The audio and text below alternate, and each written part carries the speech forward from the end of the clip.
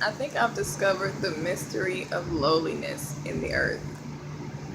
And it's really all over the Bible if you think about it. You really just have to spend time with God to really see it. But I always kind of personally wondered, like, well, why did Jesus come here in the form of somebody who was poor, or maybe not somebody who was wealthy, or um, middle class or something?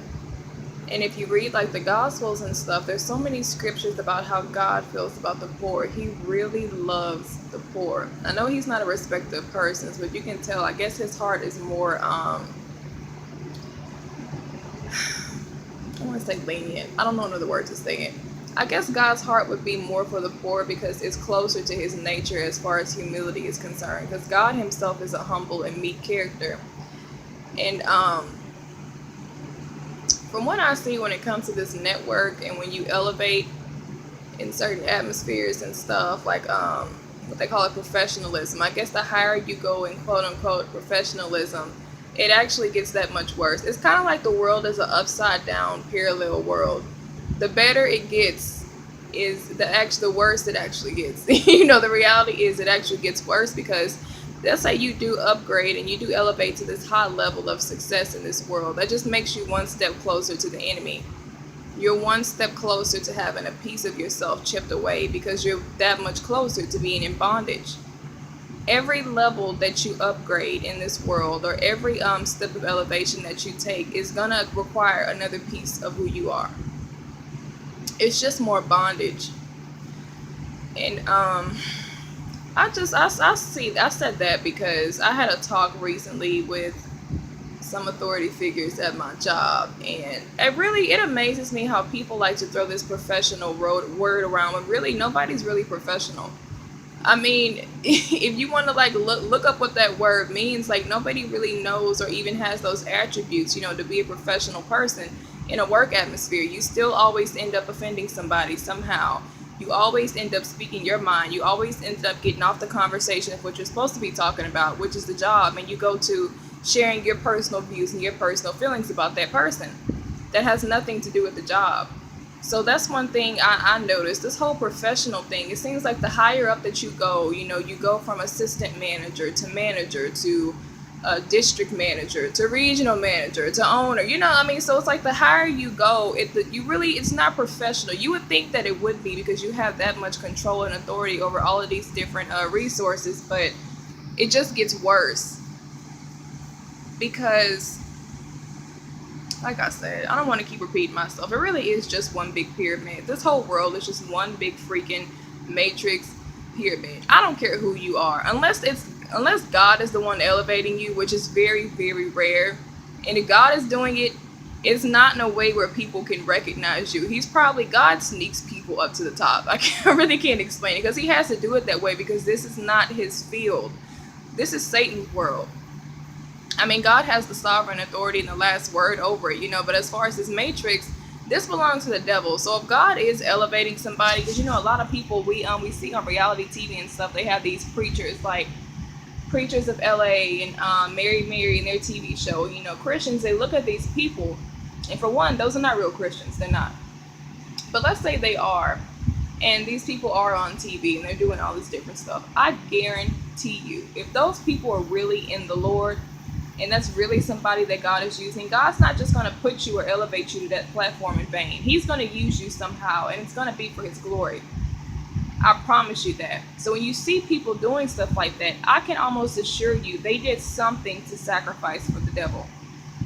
They always want to have God in their mouth. Oh, God brought me here. God blessed us financially. I'm not saying that God can't bless people financially. It's just that I don't see why he would do it in a way to where it would not humble you.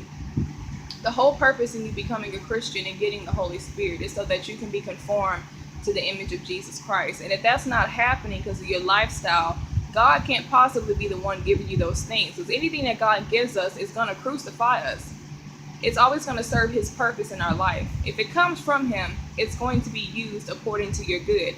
That's Romans 8:29 or 8:28, which, according to your good, that's for you to be conformed to the image of Jesus. It's not for any other reason for you to receive any of those things. It's to teach you so that you can learn throughout this journey and throughout this walk, and it's going to manifest Christ in you. If that's not doing that and you're at the top, you're not in Christ. Stop thinking that these people, just because they're quote unquote Christians and they have gospel albums and what they're preaching, look, don't even get me started on that. Oh my God. I've talked about that in so many older videos. Do not get me started on quote unquote preachers. We know that every preacher is not really a part of the flock. So that's basic Christianity stuff. You can peep that like a baby Christian can peep that. That's simple stuff. But no, like just having that conversation with them, I was just like, you just really proved everything. I'm not going to say what happened. I'm going to just say that everything I said in that, which video was it? Was it the Matrix video I just did?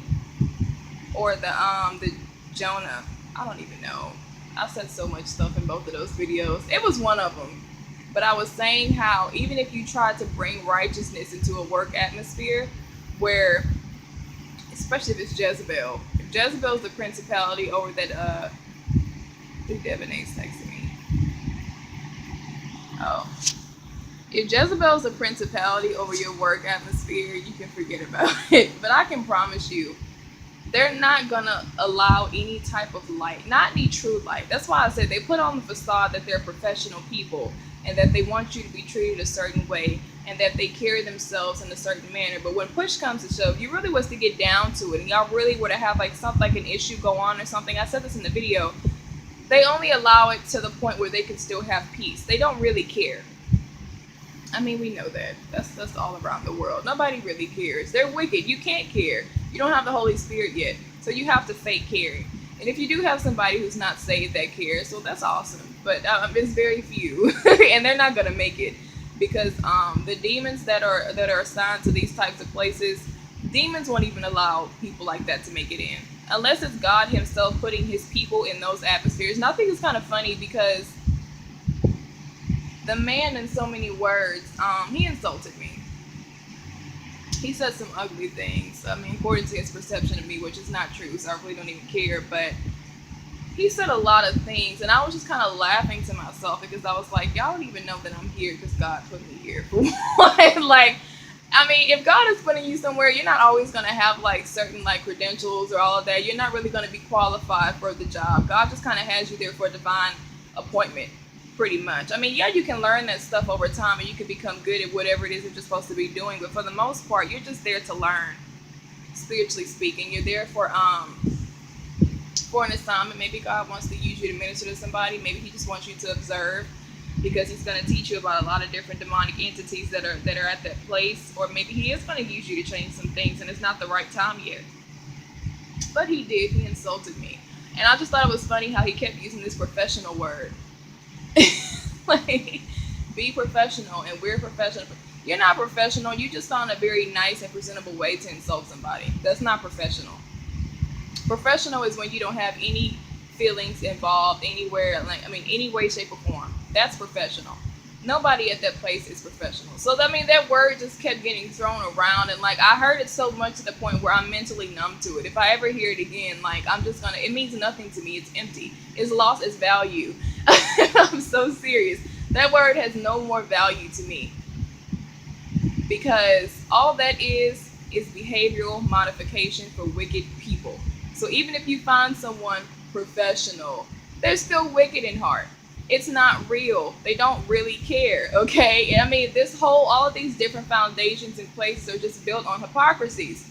Oh, we love good customer service. Oh, we're an amazing company. We want to make sure but we would treat our employees like crap. We're not going to tell you that, but we want you to have great customer service if you stay with us and give us your money. I'm sorry. I'm just on here talking and stuff. I just wanted to come here and speak my mind because it was just a load of crap. And I was like, you know what?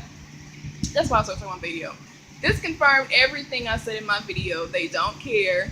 They only care, or they will allow as much correction or as much light into that atmosphere to the point where they are comfortable.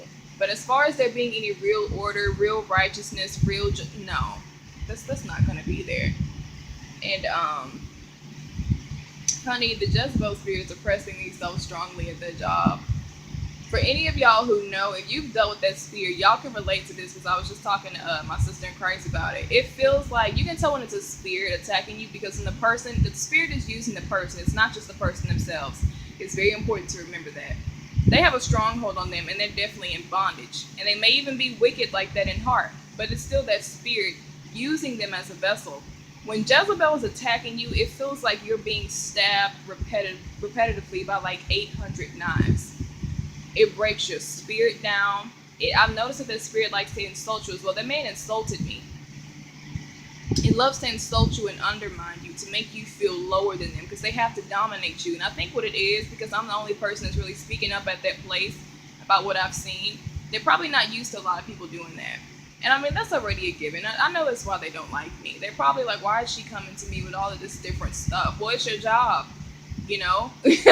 Like, so that's conviction alone. But no, I've noticed that spirit, it likes to undermine you and it insults you because if it sees that you're not bowing down to it in the way that everybody else usually bows down to that spirit, it wants to break you down psychologically. So I have to insult you about something about your character. Or not your character, about your mental well-being. I want to say something and it knows me. Which, I mean, it's not even really, that's unnecessary for you to even say something like that. But that spirit has to do that because it sees that you're not going to succumb to it. So in so many words, I'm sure y'all can pretty much brainstorm what was said to me. Very uncalled for, but it was professional because I guess because of the position that he's in, he said it to me. So I guess that makes it professional, whatever. But no, I said, okay, so basically the higher that you elevate or whatever position of authority you're in, I guess this professional word, the better it gets on the onset, the worse it actually is because you just put yourself in that much more bondage. You're not gonna elevate anywhere in this life without Satan, without you giving a piece of yourself somewhere along the line. It does not happen. You think that you're becoming a boss just because you're over another group of people and because you're getting a paycheck. You can think that. Really, you're a slave to the person over you because you're not going to get anywhere. You're not going to make any real rules in this life unless you choose to succumb to somebody else's rules over you. So you think that you're really running something when you're not. You're just doing what somebody else wants you to do. You're doing what they want done.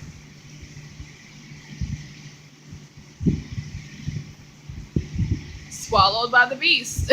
Like I said, everybody's a part of this whore of Babylon. That's what he's talking about in Revelation. They fornicated with this spirit, the spirit of the world, Jezebel, just to get to the top, just to have a good life or a good paycheck. You know, I'll go ahead and, you know what I think about when like I see stuff like this? It really makes me angry, and I believe it's a righteous anger. All I see is a whole bunch of, like, in this world, they're presented as managers and such and people in authority, but all I see is a whole bunch of simps in like a satanic ceremony, and I see you bowing down to Satan, and like, especially if you're a man, that spirit likes to emasculate you. So if I see a man yielding to the Jezebel spirit, you may as well just be bending over to get it in the butt to me. Like, that's exactly when he was talking, that's all I was seeing in the spirit. Like, y'all are all just bowing down to these spirits in this place, and it's ridiculous. You have given away a part of yourself or sold a piece of yourself to the enemy. Whether you know it or not, you have done it.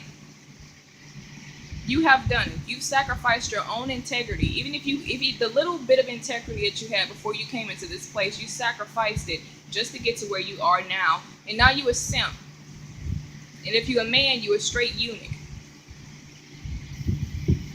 I could not be a man, especially a prophetic one. I couldn't be a man of God. I'll never know what that feels like because I'm a woman, but I couldn't be a man of God and be in an environment for so long unless it was God's will for me to be there for any, particular reason.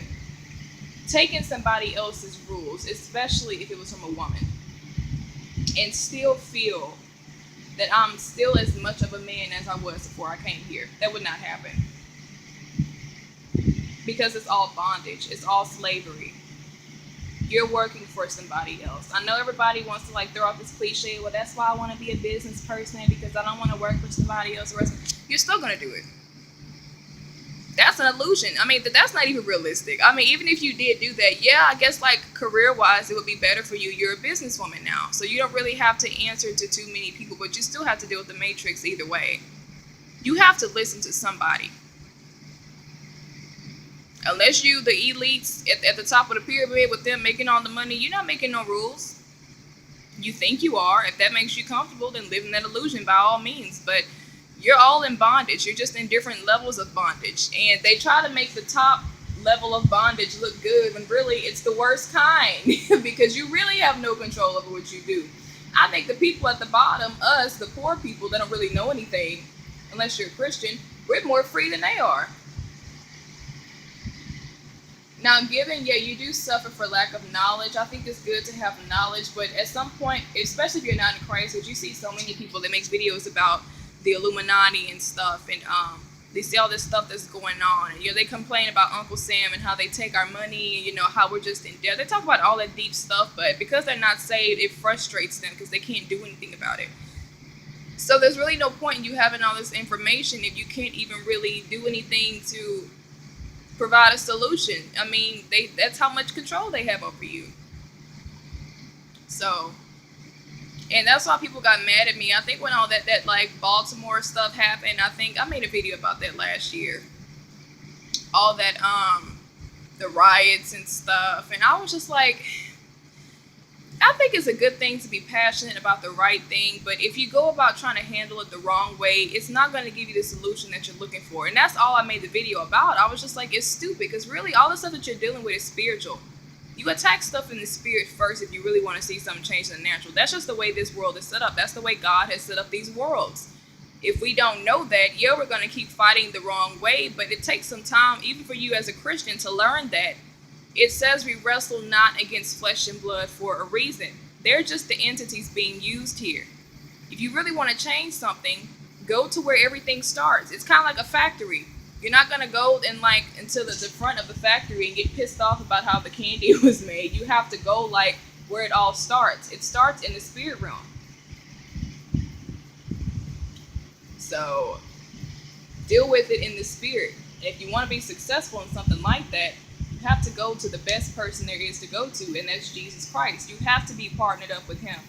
You will fail miserably if you're not. Period, point blank. You think God don't already have all this different protocol and all these different plans that he wants to execute on this earth as far as manifesting his kingdom goes? You think he already got that up there? Why do you think he's training his people down here? He's going to deliver that to us. All that stuff that he has written in heaven that he wants to do, it's not that he doesn't see what's going on. He sees it. He just needs bodies to fix it. Nobody wants to go through training, though. Nobody wants to be prepared. Nobody wants to go through these trials and this dealing with all these crazy people and demonic spirits and mistreatment. It feels horrible, but it's necessary. You're in the matrix. I personally believe that Christians who don't have anything going on, they're not suffering in any kind of way, something is wrong. You're going to be attacked by the enemy. If it's not from several different sources or directions, it's in some way you're going to be attacked if you're really a threat. If God is really using you, Satan is not just going to be sitting on the sidelines and just letting you tear down his kingdom. He's going to fight back. So yes, I know a lot of y'all are familiar. You know how when God speaks to us and stuff, and y'all already know this. Some of y'all do. But I have a lot of people watching me, different people. So yes, the Lord, he will take plans that he's already formulated in heaven because he sees what goes on. When we pray, we think that God's ignoring us. He's not ignoring us. Just because he doesn't respond the way he wants us to or when he wants us to does not mean that he did not hear you when he prayed. As soon as you prayed, first of all, he's in love with you. So he's not ignoring you. He's waiting for you to talk to him. And he knows what you're going to pray about before you even pray it. But once you do, God immediately sends angels to go look after exactly what you prayed about. And they report back to the Father. This is biblical, especially with Abraham and Sodom and Gomorrah. Those two angels came down just to see if Sodom and Gomorrah was really as bad as it was being reported. So, and when I read that, I was like, why would God send angels to go check on that? Wouldn't he already know? Isn't he already all-knowing? So it's a lot of stuff that we have to learn. But no, he actually has a system. I know it sounds funny, but God's pretty much everything. He's the daddy, he's the savior, he's the boss, he's the creator, he's everything. So he has a system, though, and it's a kingdom, okay? He's the only one in charge. So he does, though. He'll send angels to kind of go check it out. We don't see them. So you don't see angels around you with a piece of paper documenting every single thing that's going on in your workplace because you just prayed a few minutes ago. But they're there. And they go right back to the Father and they tell him everything that's going on. And as soon as they do that, Jesus immediately comes up with a plan. Now, it may take a few months, it may take some time for that plan to go into action. But believe you me, when judgment time comes, his judgment is going to be executed, and it's going to be righteous judgment. And if you are privileged to see it happen, you are lucky. Because one thing I love is righteous judgment. I can't stand to see people do stuff or treat people a certain kind of way and they have no consequence for it, or they think that they're getting away with it. You don't get away with nothing. God sees everything. So he's not ignoring you. He has a plan, and he's choosing specific people. And this is encouragement for y'all and for me as well. If God chose you, that should encourage you. It really should boost you up in your identity in Christ, because God didn't make an accident in choosing who he wanted for this particular assignment. He knew exactly what he was doing. I want to use her. She has the personality for this. I know that if I tell her to do this particular time, she's going to listen to me. I know that if I put her in this environment, she's going to stay close to me just so she can hear my voice on what to do next. He's doing that. Do you think that God made a mistake, or he just accidentally chose Moses to go get his people from all of these oppressors? Moses wasn't even qualified in the beginning, but God still knew what he was doing. And look how he turned out. A powerful man of God, just because of his journey. So that really should encourage y'all. If you know that God is using you for something, by all means accept it, because it's a privilege. I mean, really think of who, I guess because we can't see God, we don't see it like this. But I mean, that's why I say I'm glad I'm in an environment, even though it's horrible. But even though it's really, really bad, I'm still kind of learning how the system works. And I didn't know before. That's why I'm making videos, sharing with y'all what I'm learning, because I've been sheltered all my life. So a lot of this stuff is new to me. I just know that when I go somewhere and I see wickedness, this is not right, this is not right, this is not right. So my first thought is, okay, to go here, try to fix it. Oh, you wicked. Oh, y'all all wicked. Okay, well, let me go to the Father, about this. And now I'm learning. So this is my personal journey and stuff. But yeah, the Father, he definitely does. He formulates a plan, and he's looking through his family and his body. Who is he going to use for this plan? So I also want to say this. You never know if God may involve or include you to be a part of the solution that you're praying for. So if you don't want to be used for the solution, then just be careful when it comes to praying for it. I'm not going to say, he may not always do that. I'm not saying don't pray. You definitely should pray, but you just never know who God's going to elect to take care of that. It could be you. That means you have to go through training and you cannot run away from it. He's just going to come back and get you again, just like he did with Jonah. Jonah called himself running away from his assignment. He stayed in that fish for 3 days? And after he got out, you still had the same mandate that you ran away for nothing. I mean, you should have just went ahead and just submitted, because it didn't change. So I know that some Christians say, well, if this one don't do it right, God's going to send another one. Well, that may be true. He can do that sometimes. But don't think that just because he does that he's going to take his hand off of you, because he still may want to use you. And that may not be the case for you individually. He may just want to use you and nobody else. And he can do that if he wants to. So that means you don't have a choice. Or you do, but if you choose rebellion, you're just going to go back into the beast again. This is so horrible. Oh, no, it's beautiful. I'm sorry. It really is beautiful, but it's horrible. It's really sad. But yeah, I said, ooh, honey, that Jezebel at that job, that spirit is in so many people at that job. It's crazy. I really do think I had a marine spirit manifest through that guy when I had that meeting with him yesterday. I mean, when I tell you that man broke me down, you could tell it was a spirit. Because it doesn't make any sense for somebody to just say something to somebody like that. It was very, very, very offensive.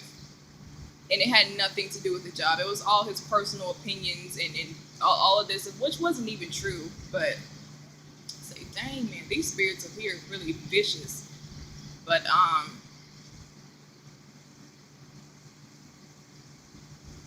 it does its job. It's meant to send you right back to the Father. You cannot make it anywhere. You're not going to make it anywhere in this life without God. But I'm glad that he's using that and he's allowing that to happen to just show me just how close I need to stay to him. Because you do get comfortable, and even if you don't really go into rebellion per se, even if you just kind of find yourself drifting away from the Father, he has to do things like that to remind you, you actually need to stay very close to me. You need to stay buried in me. Because that Jezebel spirit, honey, that spirit, oof, it breaks you down psychologically. Like I said, the undermining and the insults, that's how it gets to you first. It tries to attack your integrity and your character, who you are as a person at the core. That spirit wants to kill you. It will use people to say stuff like that to you. And you think it's the person, oh, they're just so mean, oh, it was disrespectful, but where is it coming from? That's that spirit trying to tear you down. It wants to kill you. That's the nature of that spirit. I'm not even there right now, and I still feel oppression. I'm not even at work. Like, it's that bad. And I'm not the only person that works there that feels that way. But, of course, I have a different assignment from them, so, I mean, that's not even really... I have somebody to talk to about it, but it's bad. It's really, really bad. And considering that I'm the only person that really just kind of stood up to say something, which honestly I never did anything wrong, but because it's so upside down and twisted and inside out and demonic, it really doesn't matter. Like I said, everything I pretty much said in my video manifested. I mean, I'm serious. Like, everything I literally said, that's exactly what happened. They're not going to let any real light get in there. First meeting, they have to pretend like they care, because that's the onset, that's the facade they put up, because they're in this position. They have to say this is that. But I mean, when it comes down to it, they really don't want anything to change. And when they can see that you're going to be a problem in that area, or spirits, I'll say if the spirits can see that, you're going to get attacked. You're going to get attacked very, very badly. Because people like that, especially if they're under a Jezebel spirit, they're looking to dominate you. So they want people under them who are going to stay down, who are going to accept being talked to any kind of way, accept the treatment. You just accept whatever I have to dish out. That's what I'm looking for, because it keeps us in power. And no, I don't have to be convicted about anything that I'm doing wrong. That's who I want working here. And that's just the truth about it.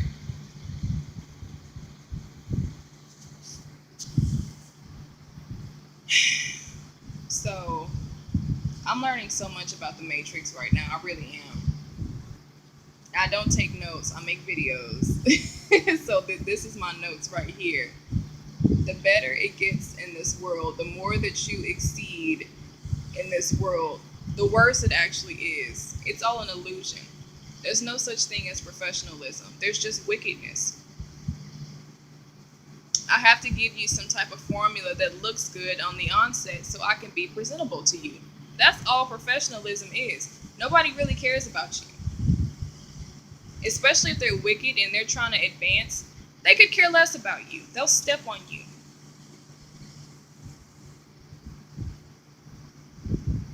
These people are really wicked. And what I experienced, I honestly was just sitting there. I was like, how can you be so evil?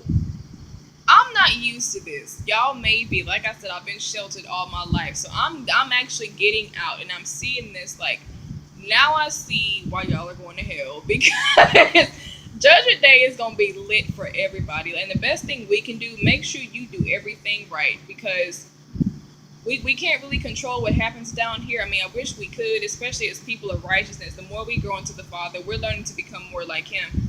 You can only do so much to change that. The only thing you can change it is through prayer. That's it. That's the only way.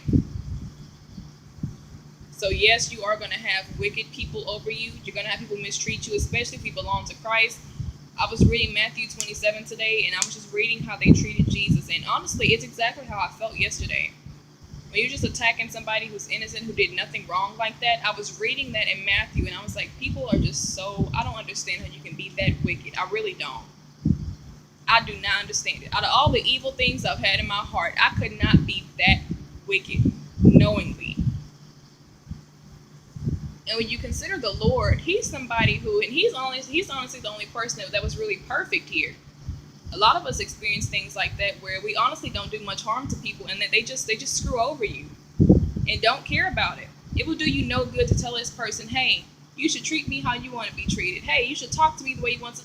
They don't care about that. They have no fear of God. The way they see it, you're not even going to be here in the next, and it's ridiculous. I mean, yeah, they're going to reap what they sow, but they probably still won't even fear. There's people who go through judgment, don't realize that it's judgment from God because of something that they've done to someone, and still don't change. So literally, the best thing that you can do is just obey God to the best of your ability. Treat people how he tells you to.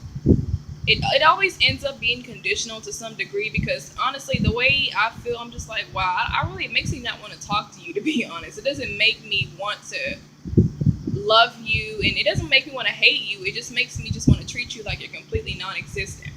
Because I can't believe that people like this actually exist on the earth. That's exactly what I was thinking. But when all this is said and done, I know it may sound very cliche, but it's not cliche. It's very real.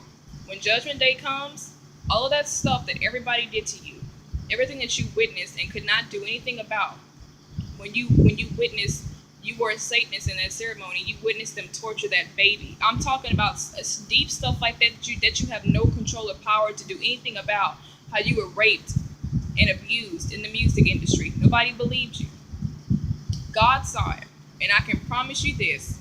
When Judgment Day comes, it's going to be lit for everybody. Everybody should be in fear. Because just like he said, everything in the dark is going to come to light. Everything.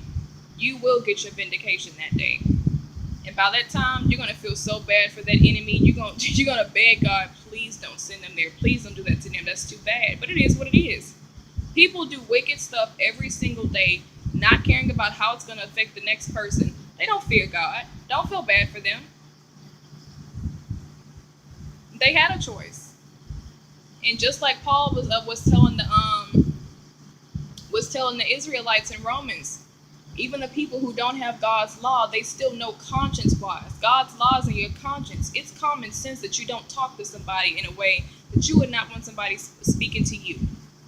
I don't care what level of authority or position that you're over. If all that was removed, your desk was gone and your little pendant and whatever you are was gone, it would just be two individuals, me and you in front of each other. That's the way I see that. The only reason I would expect the authority aspect of it is because the Bible tells me to. I know that God has different levels of how he goes about orchestrating different things. So yeah, I'll respect that. Because know the Father, he has sovereign control over you anyway. But people do that. They will talk to you in any kind of way. They'll treat you any kind of way. And they don't care how it's going to hurt you. They're selfish people with selfish ambition in their hearts. And that is what they're going to be judged for. So when you think that they're getting away with it, they're not. When you think that you got removed and they stayed and that's not fair, trust me, they're going to hit rock bottom.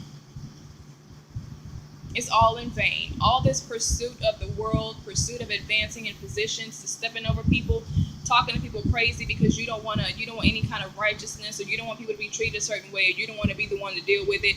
I can promise you, they're going to wish on that day that they had done everything that they could have done to respect you, especially if you're a child of God. I can only imagine how God must have felt witnessing Jesus go through all that stuff, and he had never done anything wrong. Nothing. They ripped this man's flesh off of his body. Mind you, the only thing Jesus did was preach the gospel. People hated him because they were convicted. I could see if the man was beating you or in your face yelling. He didn't even do that. They hated the man simply because of what was coming out of him. That makes no sense. That should show you how wicked you are.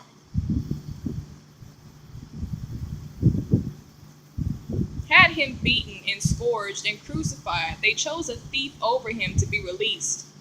Nothing but envy and just jealousy and just darkness in your heart, just wicked. Put a crown of thorns on his head and a robe over him, and took the what they said, I think it was a reed they put in his hand, mocking him, King of the Jews, you're the King of the Jews, right? Took it out of his hand and hit him over the head with it. I read it and it pissed me off. I really don't want to get emotional. I really don't. I'm trying to just, when you really, if our Lord can go through that, somebody who was perfectly innocent in all things, you know you really got some wicked people around you, for real. Nothing has changed. It's the same spirit, same hearts, different generation.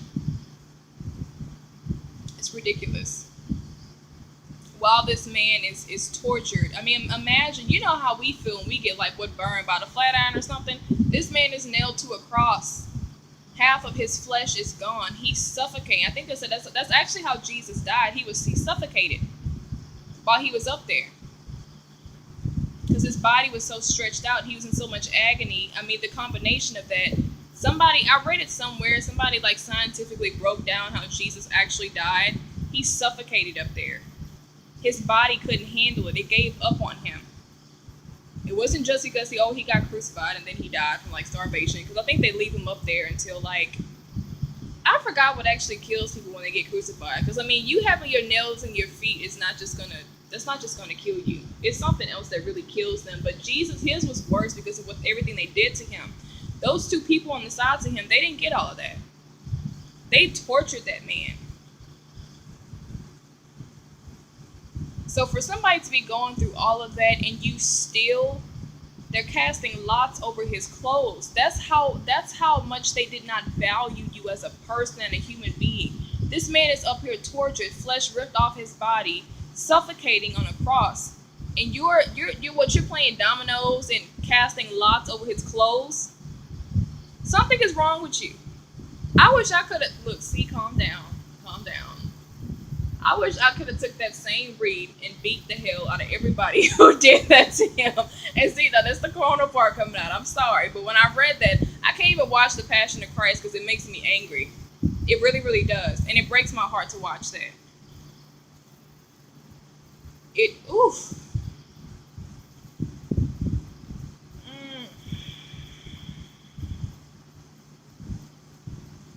Ooh, Lord, you so, honey, if you don't think the Lord is patient, read the gospel. You gotta be patient to witness your son go through some crazy crap like that.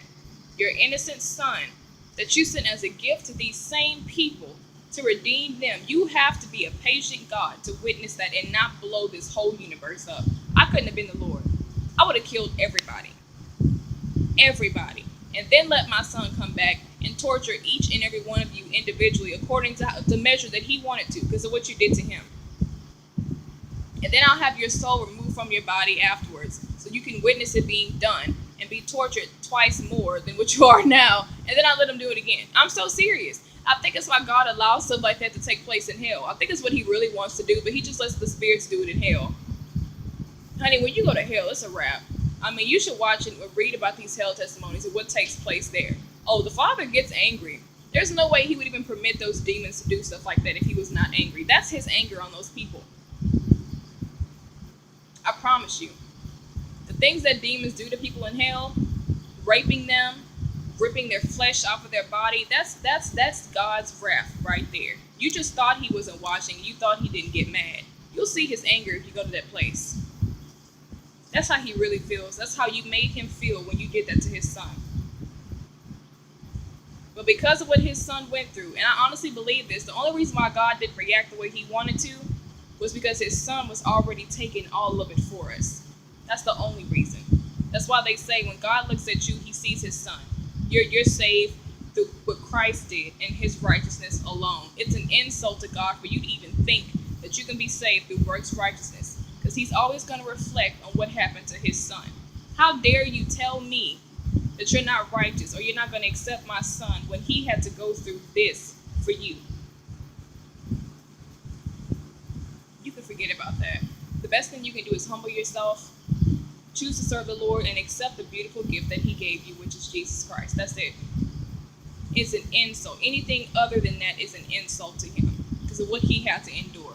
It wasn't him going through it, but it may as well have been, because they're all one, and that's his son, and he's a part of him, and he had to watch that be done to him by wicked people when he didn't